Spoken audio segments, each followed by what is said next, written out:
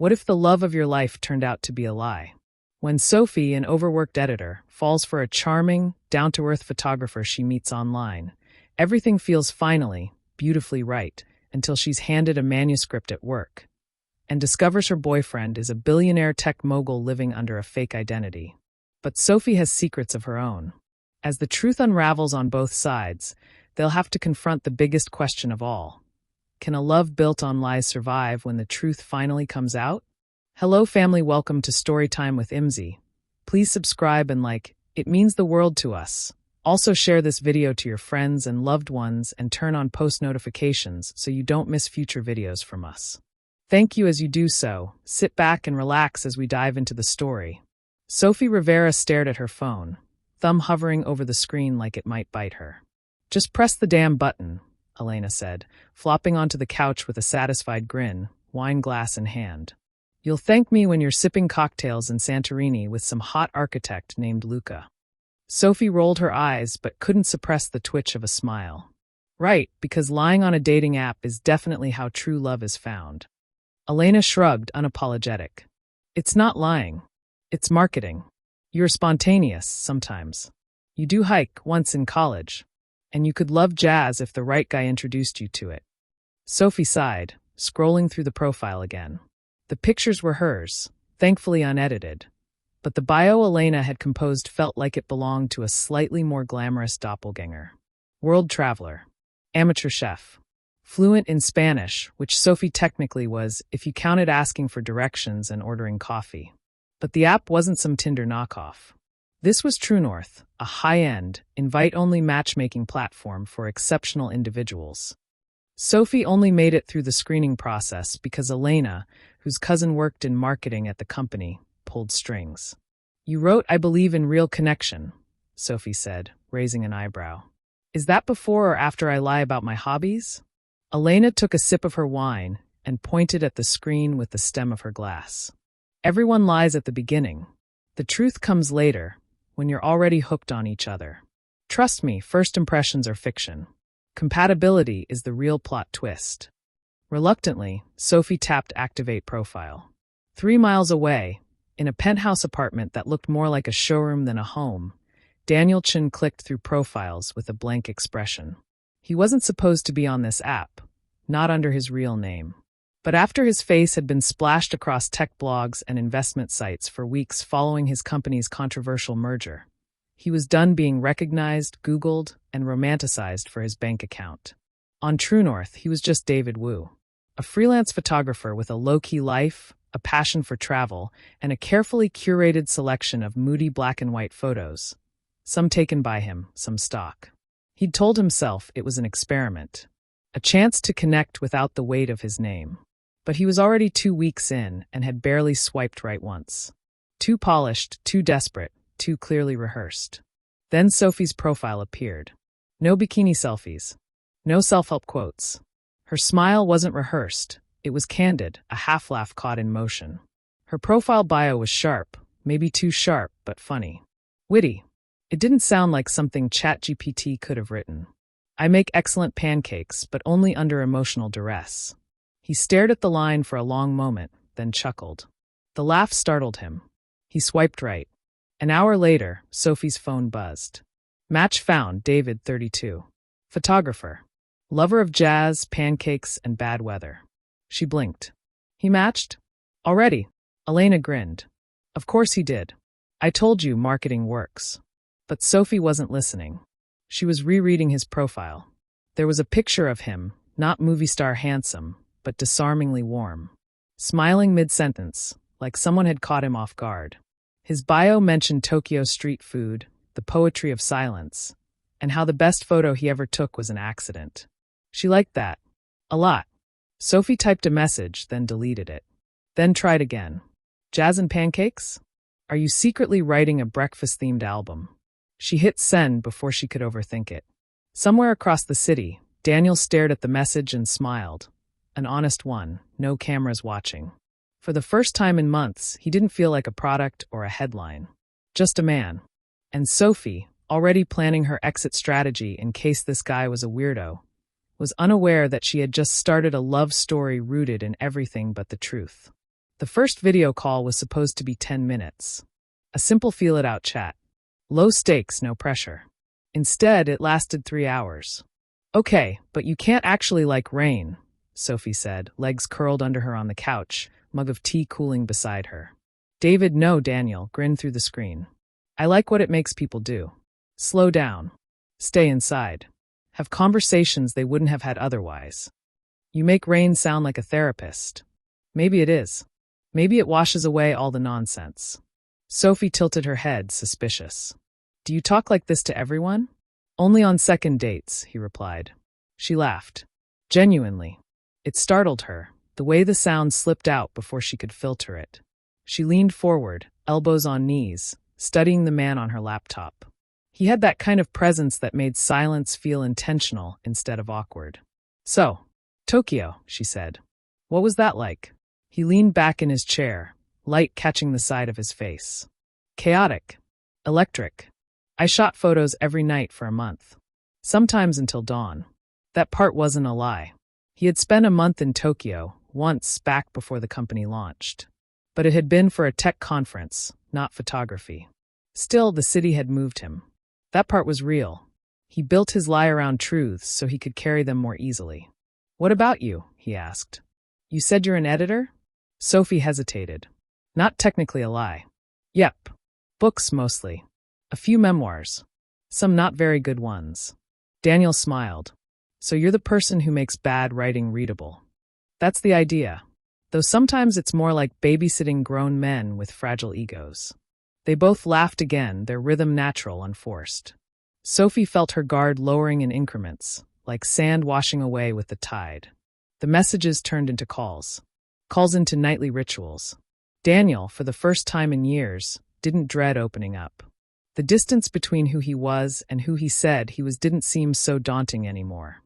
He wasn't faking feelings, just facts. Sophie, meanwhile, found herself inventing less and less. Her performance, faded as real parts of herself slipped into the conversations. Her sarcasm, her nerdy obsession with marginalia, her bizarre attachment to lemon-scented hand sanitizer.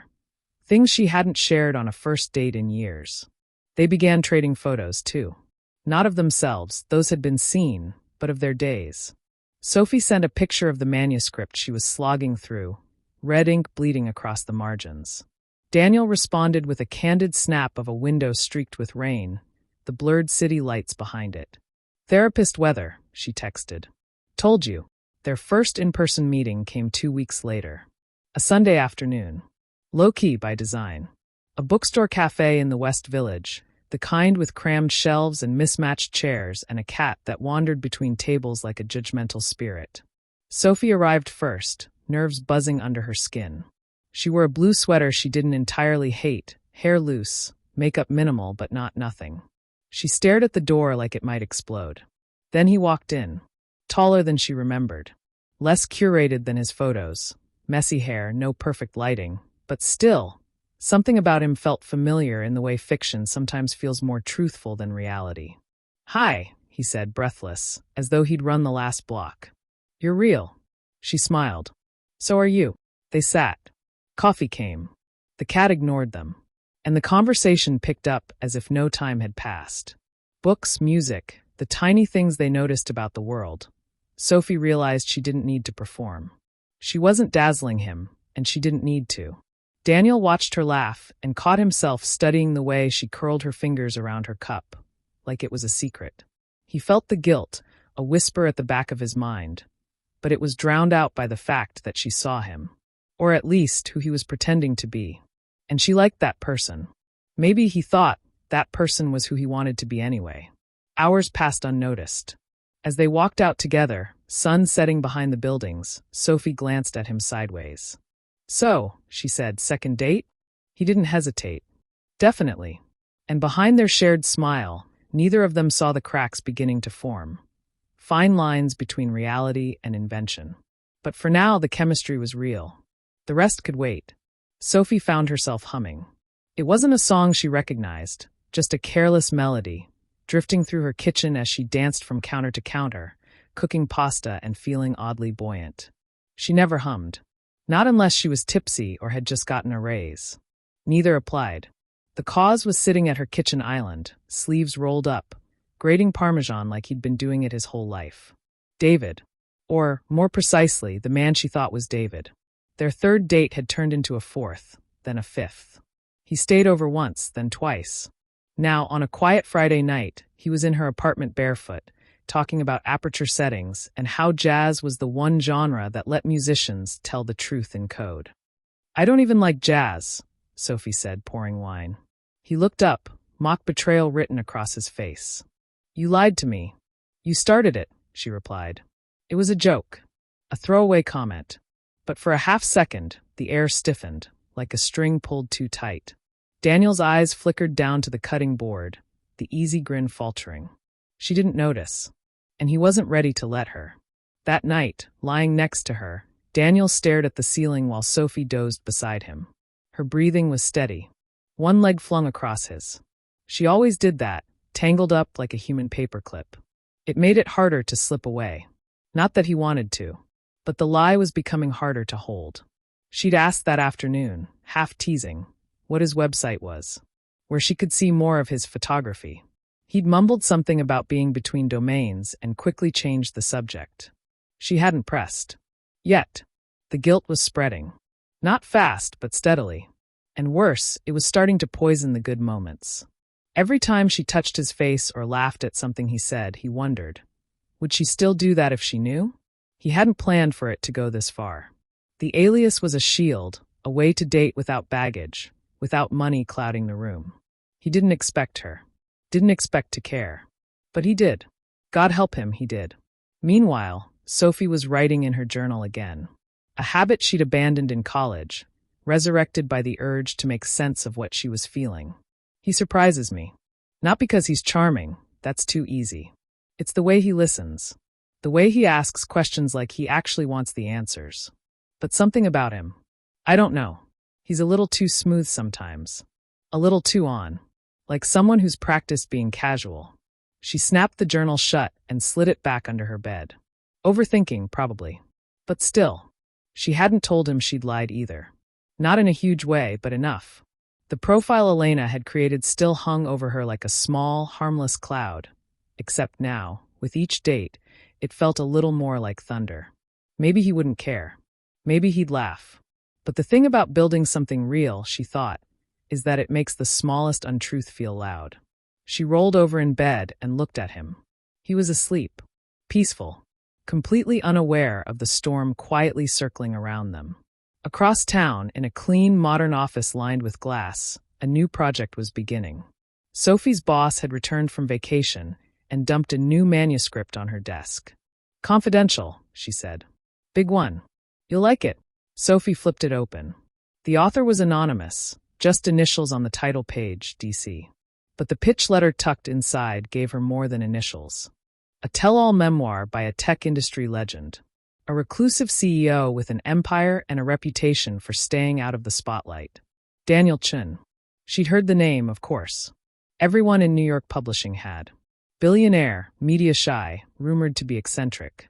The kind of client everyone whispered about, but few had actually seen. She opened the manuscript and stared at the author photo clipped to the first page. The breath left her lungs. There he was. The man who made her breakfast. The man sleeping in her bed. The man she knew as David. The photo stared back at her like it had been waiting. Sophie sat frozen at her desk, the manuscript open before her, fingers trembling slightly on the corner of the page. The image wasn't posed like a corporate headshot, more candid, casual. But unmistakably him. David. Except now she knew. That wasn't his name. It was Daniel Chun. Billionaire. Founder of Framewave. Media recluse. Subject of at least 6 feature profiles and 1 viral podcast. The man she'd been dating. Her first thought wasn't anger. It was confusion. A deep, shaking disorientation. Like looking at someone you thought you knew, only to realize they'd been speaking a language you never understood. She flipped through the manuscript, numb, searching for something, confirmation, contradiction, anything. Pages blurred. Sentences jumped. And there, about a third of the way in, she found it. For the first few years, I could walk into any room and nobody knew who I was. It was a kind of freedom I didn't know I needed until I lost it. Fame is a distortion field. You stop being a person and become a projection. Sometimes I wonder if anyone has ever loved me who didn't know my net worth. Sophie closed the file. Her heart was thudding. Not out of excitement, but betrayal. That night, she didn't tell him. She couldn't. Not yet. They were at his apartment, a different world from hers. Sleek, tasteful, expensive in the way that didn't advertise itself but whispered it from every leather chair and espresso machine. Sophie had been here before, but now she noticed things. The minimalist bookshelf filled with first editions. The photography prints that looked suspiciously like originals. The way he always avoided answering calls in front of her. She kept replaying the lie in her head. Freelance photographer. Jazz lover. Normal guy. Every detail now rang false, even the things that had once charmed her. He kissed her neck while she made tea. She flinched. "You okay?" he asked. She forced a smile. "Yeah, just tired." Daniel was not okay. All week, he'd been circling the same thought. I need to tell her. The lie had stretched too far. It wasn't a game anymore. It was a life being lived together, and it was starting to choke him. He hated watching her believe in a version of him that wasn't real. And he hated, more than anything, the look in her eyes when she was vulnerable, trusting, open. Because if he lost that, he wouldn't know how to forgive himself. He stood by the window that night, city lights bleeding through the glass. She slept curled on the couch, her head resting on a pillow she'd brought from her place, a tiny claim on his world. He watched her chest rise and fall. She deserved the truth. Tomorrow, he told himself. Definitely tomorrow. But Sophie wasn't waiting for tomorrow. The next morning, she sat at her desk and pulled up 3 tabs on her computer. 1. Daniel Chen's Wikipedia page. 2. A news article from last year about his company's merger. 3. Her email draft to her boss. She didn't hit send. Instead, she stared at the manuscript again, rereading the early chapters. Daniel's voice was unmistakable on the page, sharp, self-aware, a little lonely. She understood why he'd lied. She even painfully understood herself in that choice. Hadn't she done the same at first? Hid behind a persona her best friend invented? The difference was she stopped pretending. He hadn't. That evening, they met for dinner, casual, his idea. A neighborhood Thai place with dim lighting and too loud music. Daniel was trying to act normal. Sophie was trying not to explode. "Everything okay?" he asked halfway through the meal, reaching for her hand across the table. She looked at him. Really looked. And then she said carefully, "You ever think about how much of a relationship is based on what we choose not to say?" He froze. The silence stretched. Then he smiled faintly, trying to play it cool. "Sounds like a line from a breakup movie." "I'm serious." He let go of her hand. "I do think about that," he said quietly. "A lot, actually." She nodded. "Me too." Neither said anything else. The check came. They left. The space between them was no longer warm. It was wired. Electric. Tense with things unsaid. Each of them walked away that night with the same truth thudding in their chests. The truth had arrived. But neither had the courage, yet, to speak it first. The following Saturday, Sophie invited him over.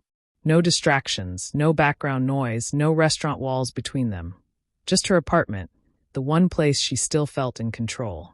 She had spent the entire day moving objects for no reason, cleaning the already clean.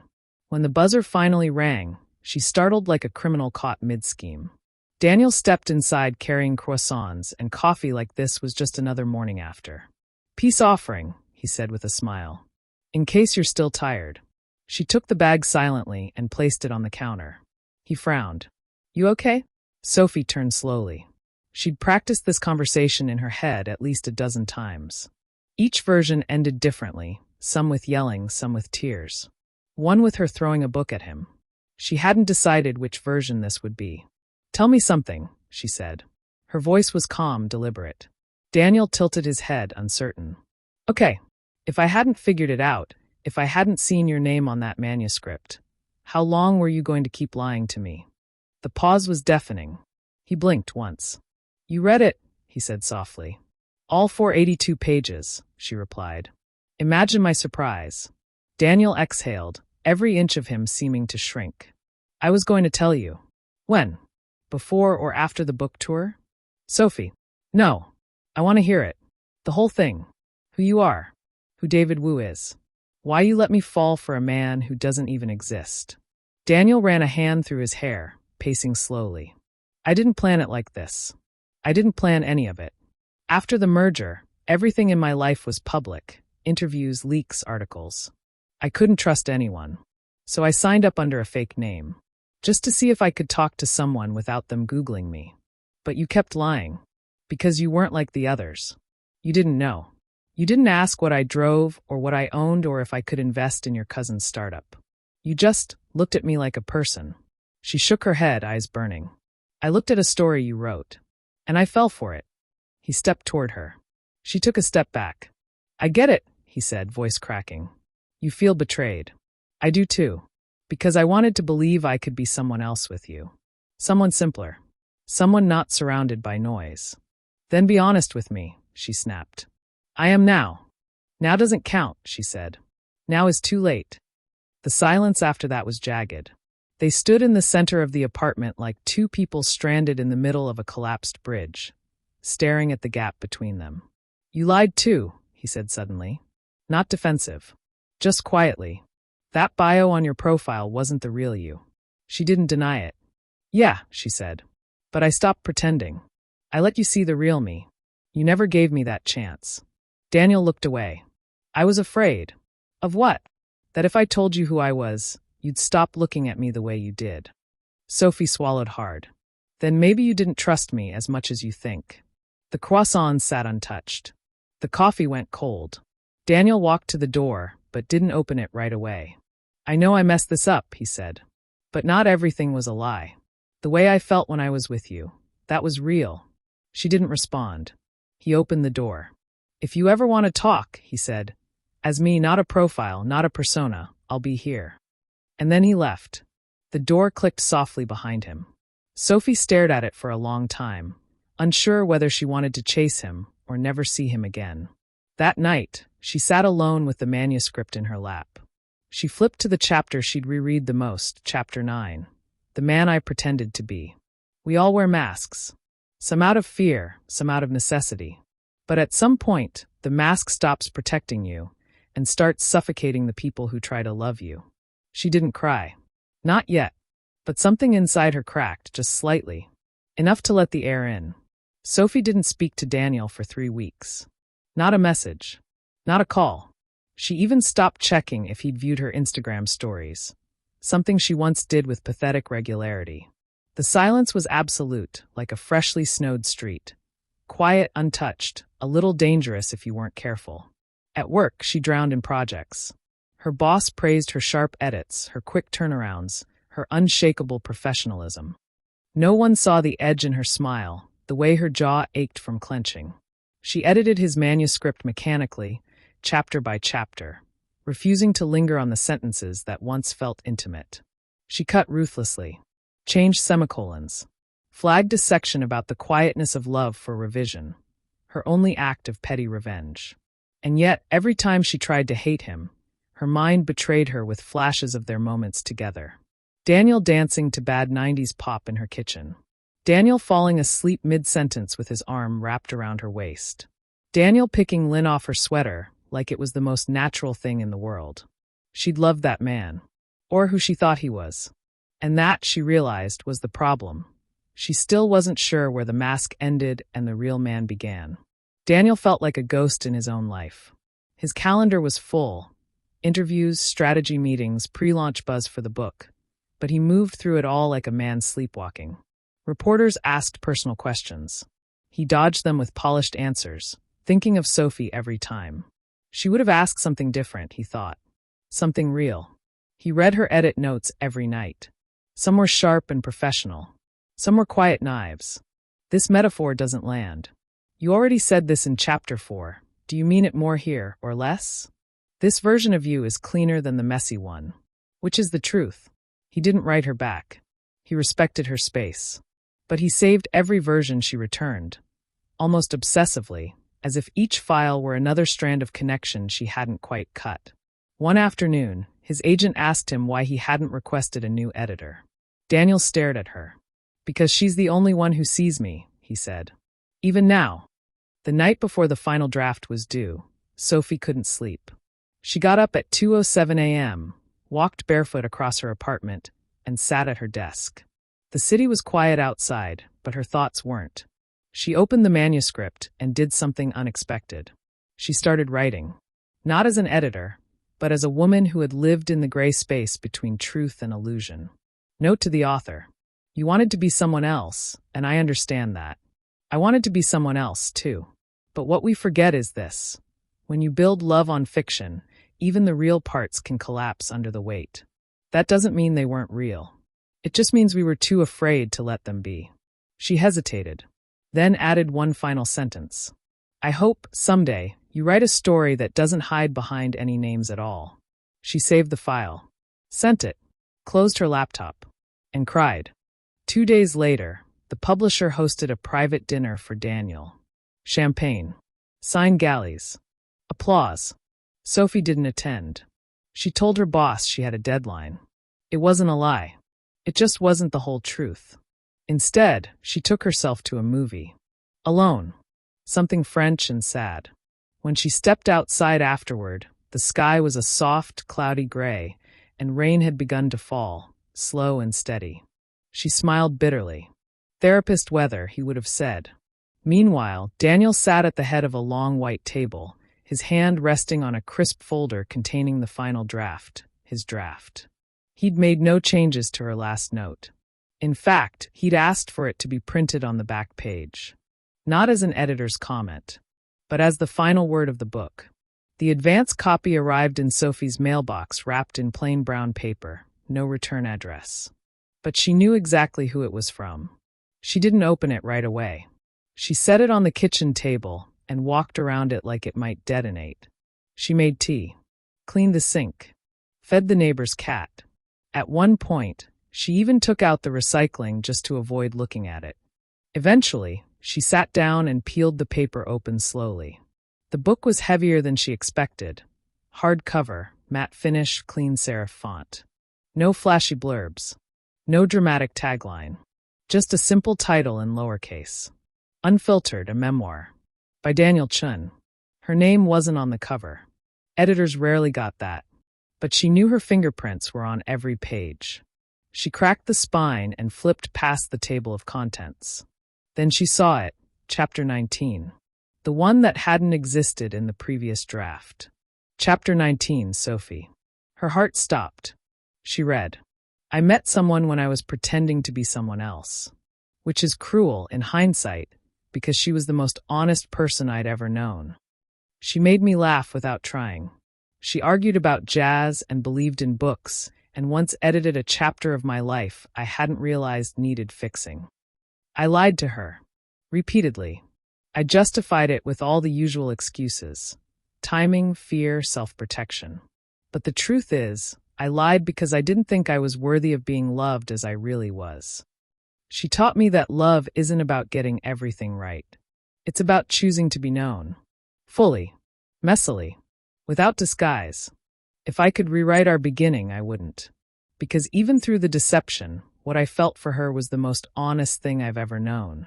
Sophie covered her mouth with her hand. Her tea had gone cold. The apartment felt still, suspended. At the end of the chapter was a single line. Sophie, if you're reading this, thank you for editing my story, even when I didn't deserve it. This time, the truth is yours. She didn't cry. Not right away. But something loosened inside her, like a knot untied after too many nights pulled tight. The next morning, she walked into her office and found a small envelope on her desk. No name. Just a postmark and a handwritten note. One last revision suggestion. If you're willing to meet the real version of me. Saturday. 11 a.m. The bookstore cafe. Same table. D. She sat back in her chair, staring at the note like it might vanish if she blinked too hard. The real version. She wasn't sure what that meant anymore. Maybe she never had been. But part of her still wanted to find out. Saturday came with gray skies and a bite in the air. She wore no makeup. No armor. Just jeans, a sweater, and her curiosity. The bookstore cafe looked exactly the same. Shelves overstuffed. The cat asleep on a chair. The scent of espresso and old pages filling the air like a memory. He was already there. No designer coat. No sleek watch. Just Daniel. In a navy hoodie, thumb nervously tapping the edge of his cup. He stood when he saw her. For a moment, neither of them said anything. No scripted lines. No clever quips. Just silence. Then, "Hi," he said. And this time, it wasn't polished. It was real. "Hi," she replied. She sat down. He smiled, tentative. "You came." "I read the book," she said. "I know. I liked chapter 19. He laughed, breath catching slightly. "I rewrote it a dozen times." I could tell. Another pause. But it wasn't awkward, it was breathing room. Like something in them both had finally exhaled. "I don't know what happens next," he admitted. "Good," she said. "Let's not pretend this time." Daniel looked at her, really looked, and nodded. "No pretending," he said. "Only the truth." They started slowly. No declarations, no dramatic reunions. Just conversation. Long walks. Quiet coffees. Unfinished sentences that no longer needed polishing. Sophie didn't ask for promises. Daniel didn't offer perfection. What they gave each other was space, room to build something new. Something honest. They learned to ask questions differently. Not, "What do you do?" but, "What makes you lose track of time?" Not, "Where did you grow up?" but, "What scared you most as a kid?" Daniel told her stories he hadn't told anyone. Not investors, not interviewers, not even his therapist. About how lonely the rise had been. How easy it was to build walls so high you forget they're even there. Sophie shared things she usually kept buried. About imposter syndrome in a competitive industry. About her father's silence growing up. About how she often edited other people's stories because it was easier than telling her own. They didn't need to be the best versions of themselves anymore. They just needed to be real. One evening, they sat on the floor of Daniel's apartment, now cluttered with signs of Sophie's presence. Books, mismatched mugs, a plant she kept forgetting to water. Sophie was reading something on her laptop, legs stretched across his. Daniel handed her a folded slip of paper. She looked at him sideways. "What is this?" "Last page," he said. "From the reprint." The book had taken off, far more than expected. Reviews called it disarmingly human, and a rare confession from the ivory tower. Sales were strong, but it was the letters that meant more. Readers wrote in to say they'd seen themselves in his fear, his need to be known. Sophie unfolded the slip of paper and read. "This book was edited by the woman who changed it all. She reminded me that the truth, no matter how late it arrives, is worth telling. And loving someone means letting them read the first draft, even when it's messy." She looked up at him. "You didn't have to do that." "I know," he said. "But I wanted to. You saved the story, even when I didn't deserve it." She leaned in, resting her forehead against his. "You're still kind of a jackass," she murmured. "I know," he said, smiling. "But I'm your jackass now." Months passed. They still argued. Still disagreed on jazz. Sophie still rolled her eyes at his tech jargon, and Daniel still teased her about her stubborn streak. But the difference now was that nothing went unsaid. The masks were gone. The lies retired. What was left was strange, quiet, wonderful. It wasn't perfect. It was real. And real, as they had both learned, was more than enough.